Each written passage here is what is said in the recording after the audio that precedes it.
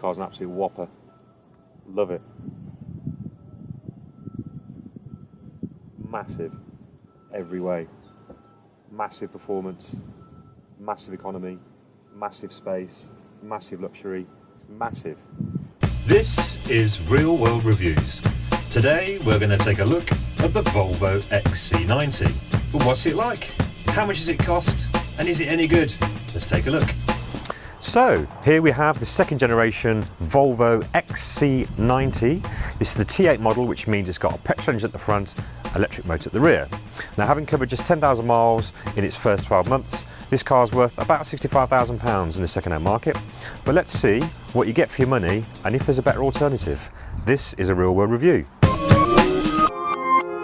You can't really talk about the 4x4 market without mentioning Range Rover, and they've been at the top of the game for decades now. I've got a real soft spot for the marque because my granddad worked there, Big Jeff, for many years down in Solihull, so I've just grown up with the cars and had an appreciation for them.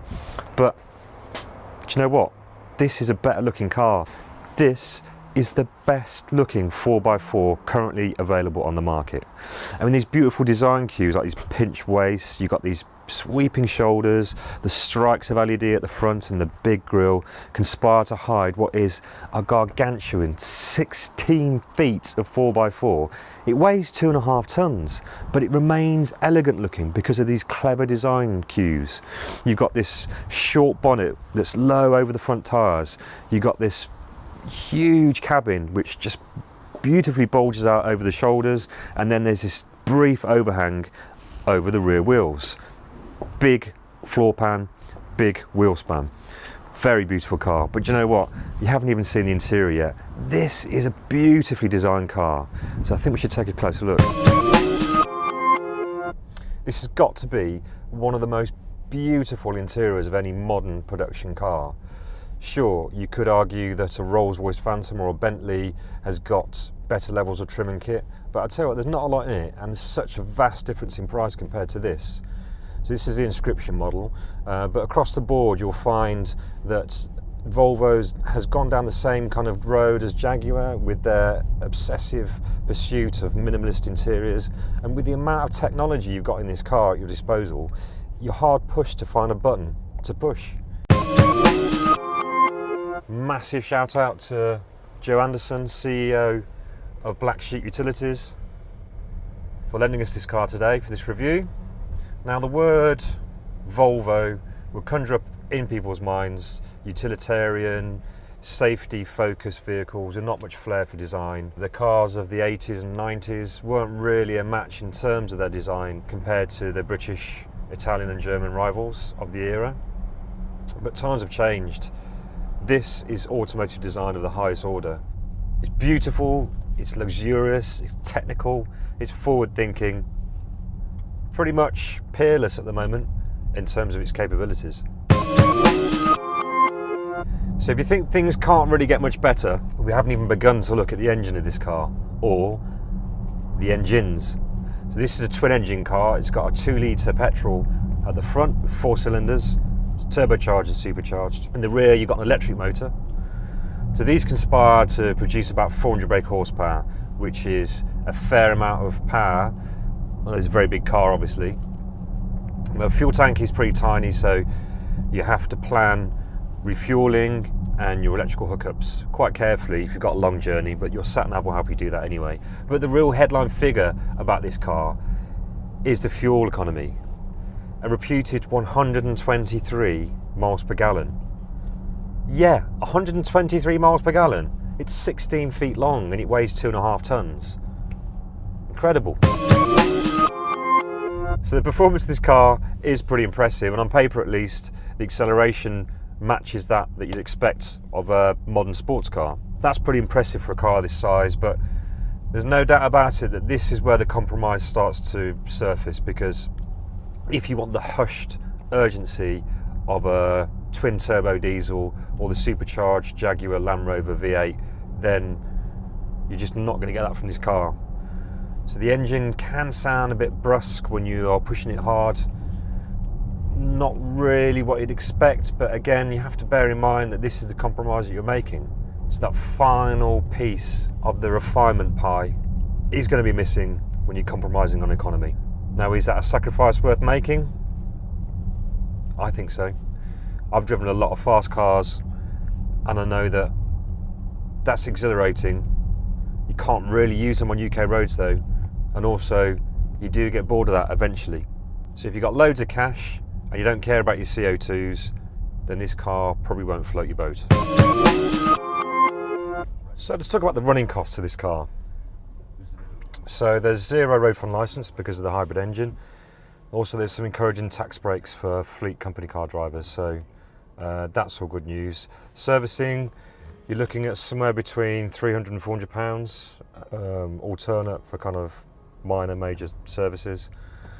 100,000 miles is when the camback happens, that's about £700. It's really not too bad for a car that's 85 grand brand new. So in preparation for this review, I approached Worthing Volvo. Harriet there very kindly sent me a tech sheet for this car. So it's got what the manufacturers record, all the specifications been ordered by the customer. And it was actually 4 A4 pages long. So there's obviously far too much to cover in this review. But it's fair to say, whatever it is you might want fitted to this car, you're going to get if you've got the money. So I think this cost just a shade under £85,000 when it was bought near a year ago. And it's got things like lane discipline, adaptive cruise control, adaptive headlamps. It's got seats that heat, chill, massage, and adjust just about in any way you can imagine.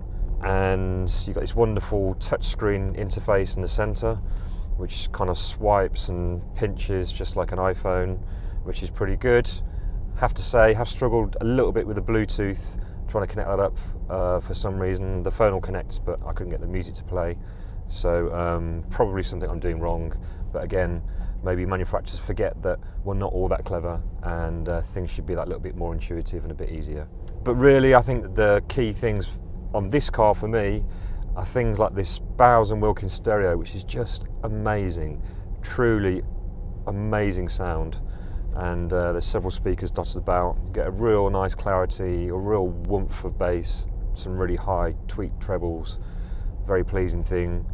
And you've got this wonderful Skycam thing, which I'm just going to demonstrate to you now when we find somewhere to reverse into, like this spot here. So you pull over, pop it into reverse, and you get this wonderful skyhook kind of image there. It makes this 16-foot long, 2.5 ton car pretty easy to manoeuvre. You can see there exactly what's going on. And of course you've got parking sensors as well. That makes it nice and easy. So rather than doing the Austin Powers 38-point turn, you can pretty much turn it in the road as you go, and you're off. And again, we're talking about the interior of this car. The seats are so comfortable. You've got 7 proper seats. You can seat 7 adults in this car, and I know this for a fact because we've had a trip out with a group of friends, and it really is just the perfect 7-seat car. There are other 7-seat cars out there, but if you're looking for a hybrid with the tax breaks, etc., that you get with this car, maybe thinking for a fleet, then this really is hard to beat. A Range Rover are due to release their hybrid. That's probably going to be a good £10,000 more expensive than this top-end spec. So those aren't going to filter down to the second-hand car market for a year or so, where the prices, the initial cut of depreciation is going to bite in and make those a bit more affordable. So at the moment, it's peerless. Again, in this driving position, nice and high, you get a lovely view. We just happen to be here in the South Lounge, which is absolutely beautiful. Great place to be. And to be honest, I could just drive all day now. I'm quite happy. So there we have it, the Volvo XC90. It's big, it's beautiful, it's well equipped. Although it's fairly expensive, at the moment, it's the best of the rest if you want 7 seats and hybrid motoring. Thanks so much for joining us. This has been a Real World Review. Enjoy.